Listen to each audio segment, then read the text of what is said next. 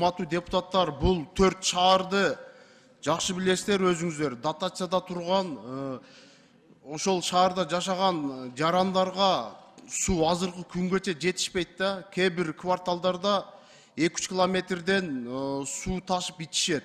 Өтө колдоого муктаж керектүү долбоор болуп атат да.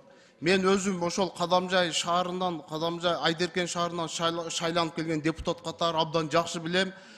Канализациялардын турбалары жарылып, колодестер саркындуу сууларга толуп жатат да. Ошондуктан мен сиздерден суранып келет элем, колдоо берүүңүздөрдү. 4 шаардын мэрлери жоопкерчиликти өздөрү алган, өздөрү толук кандуу кредитти төлөгөнгө сөз беришкен. Ошондуктан колдоо бериңиздерди суранат элем.